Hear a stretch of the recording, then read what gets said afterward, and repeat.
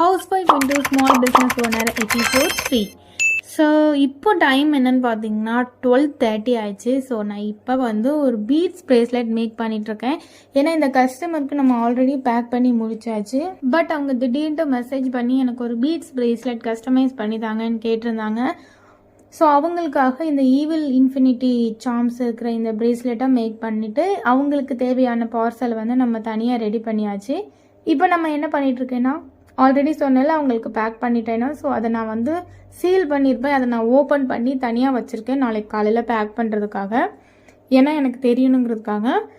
Beads bracelet பண்ணி முடிச்சதுக்கப்புறம் அந்த இடத்த வந்து நீட்டாக க்ளீன் பண்ணிவிட்டேன். பீட்ஸ் வந்து தனியாக எடுத்துட்டு அந்த ஒயர் எல்லாமே எடுத்துட்டேன்.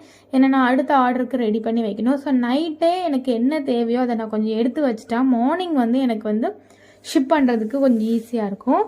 ஸோ இந்த கஸ்டமர் 5 ஸ்டட்டு வந்து ஆர்டர் பண்ணியிருந்தாங்க. பட் இதை வந்து நான் நம்மளுடைய ஓன் டிஸ்பிளே கார்டில் வந்து நான் மாற்றி பேக் பண்ணி வச்சுருக்கேன்.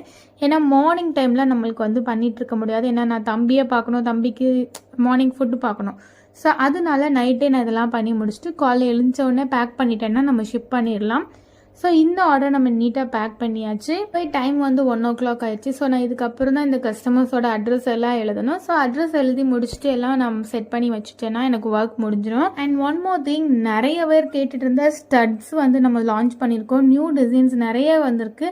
ஸோ கேட்லாக் ஆல்ரெடி வாட்ஸ்அப்பில் அப்டேட் பண்ணிவிட்டு, ஸோ மறக்காமல் போய் செக் பண்ணி பாருங்கள். ஸோ தேங்க்ஸ் ஃபார் வாட்சிங். See you in the next video. Bye bye.